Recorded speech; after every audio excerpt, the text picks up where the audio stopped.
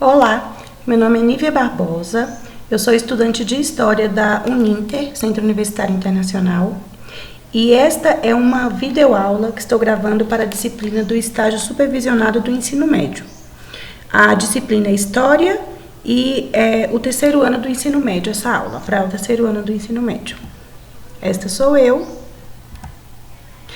O conteúdo da aula de hoje será a respeito da Era Vargas e seus principais acontecimentos. Nós vamos analisar os avanços e os retrocessos de parte da Era Vargas. Na BNCC, este conteúdo tem a competência de identificar e discutir o papel do trabalhismo como força política, social e cultural no Brasil, em diferentes escalas: nacional, regional, cidade e comunidade. Este conteúdo tem como objetivos conhecer e analisar o período varguistas e suas contradições, estudar o desenvolvimento da vida urbana e a segregação espacial e analisar o trabalhismo e seu protagonismo político. Antes de falar a respeito da Era Vargas, a gente vai falar um pouquinho do contexto ali dos anos 20, porque a Era Vargas ela tem início em 1930. E esse período que a gente vai falar é de 1930 a 1945, né, um período de 15 anos em que ele esteve no poder pela primeira vez, né? Estavam acontecendo várias coisas no mundo inteiro, não só no Brasil. Havia chegado ao fim a Primeira Guerra Mundial, a Europa estava em ruínas, né? Em 1929 havia tido a queda da Bolsa de Valores em Nova York, então o mundo inteiro estava em recessão, né? O capitalismo estava em crise.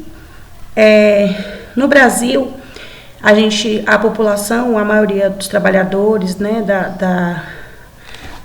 dos trabalhadores da população estavam muito descontentes com o governo, porque naquela época era a República Café com Leite ou República Oligárquica, onde apenas detinham o poder no nosso país paulistas, né?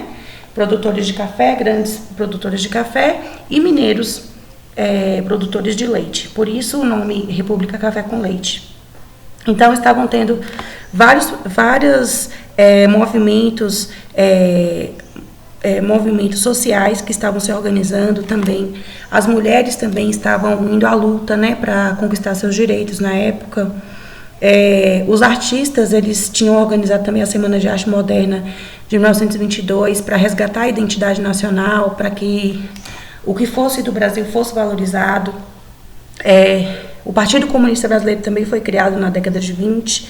E na Europa também o fascismo e o nazismo eles se fortaleciam, porque era um período entre guerras, né? Final de Primeira Guerra Mundial e já quase para estourar a Segunda Guerra. Então, nesse contexto todo, como que Getúlio Vargas chegou ao poder? Ele, na verdade, quem tinha ganhado as eleições em 1930 foi o presidente... Não, quem era então o presidente em 1930 era Washington Luiz. Né? Nas eleições de 30 ele acabou indicando um outro paulista, né? Que era Júlio Prestes. E Júlio Prestes, ele acabou vencendo a eleição, o que deixou os mineiros descontentes, porque era a vez dos mineiros, né? Pelo regime oligárquico que estava tendo na época, desde muito tempo, era a vez dos mineiros. Então os mineiros eles se juntaram aos gaúchos, aos paraibanos, né? Alguns estados se uniram e colocaram Getúlio Vargas no poder com um golpe de Estado que foi apoiado pelos militares da época. Então foi o fim das oligarquias, né, ou pelo menos o enfraquecimento delas na época. Uma vez no poder, Getúlio Vargas ele se preocupou em ele já estava no poder, então a preocupação dele era manter-se no poder. Então o que é que Getúlio Vargas fez? Primeiramente, ele montou uma imagem, né, através de propaganda, através do rádio na época, de pai dos pobres, né? Ele era adepto ao populismo, né? Ele era carismático, e aí isso encantava as massas e ele trouxe muita esperança para o país, para a classe trabalhadora principalmente, porque ele prometeu muitas coisas durante sua campanha, né? E após o golpe, de que ele iria mudar a realidade da nossa nação. Então isso trouxe bastante esperança para o povo brasileiro. Agora vamos ver na prática como que foram essas mudanças que Getúlio Vargas fez em nosso país, né? O legado de Getúlio Vargas até hoje é o Ministério do Trabalho e do Emprego, que foi criado nessa época, né, no início dos anos 30 por ele.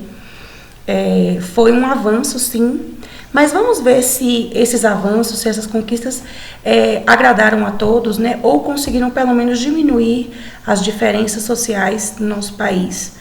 Vamos ver como se deu aí esse período. Getúlio Vargas, ele trouxe muitas transformações, né, políticas, econômicas, sociais, e por isso esse período de 15 anos, de 1930 a 1945, é conhecido como Era Vargas, né? Ele era gaúcho e ele derrubou o poder e a República Café com Leite, isso já foi dito. Então ele já trouxe uma mudança, né, e trouxe uma esperança para esses movimentos que estavam a todo vapor na época no Brasil. Mas Getúlio Vargas, ao mesmo tempo que ele queria agradar o povo e ser o pai dos pobres, ele também queria manter-se no poder. Então ele passou a se inspirar em modelos fascistas e ditatoriais, tá? Ele articulou para que o Partido Comunista não crescesse no Brasil, perseguiu os opositores, as pessoas que não concordavam com sua forma de governo, entre outras coisas. Mas vamos falar primeiro dos avanços durante o período varguista, né? A criação das leis do trabalho, né? Que foi um marco importante na nossa história. Ele criou diversas empresas estatais, como a Vale do Rio Doce, entre outras. Ele também criou o Serviço do Patrimônio Histórico e Artístico Nacional, que é o SPAN, né, que é muito importante e também trouxe esse sentimento de defender, né, o que é brasileiro, o que é nacional, o nacionalismo. Ele regulamentou o voto feminino, então ele viu que as mulheres estavam se fortalecendo, né, em busca dos seus direitos, e aí ele regulamentou o voto feminino na época, que foi uma grande vitória para o movimento feminista no Brasil. Ele estabeleceu o ensino primário, gratuito no nosso país, e ele fez com que o crescimento da indústria disparasse entre 1929 e 1939. Esses são os principais avanços que a gente observa no período do governo Getúlio Vargas, nos primeiros anos. Aqui a gente tem uma imagem das mulheres votando, né, na década de 30, que foi uma grande conquista das mulheres. E Getúlio Vargas, para manter-se no poder, ele sempre cedia, né, ao povo, às massas, para que ele pudesse manter-se no poder. E então ele acabou contribuindo para que as mulheres tivessem essa conquista na época.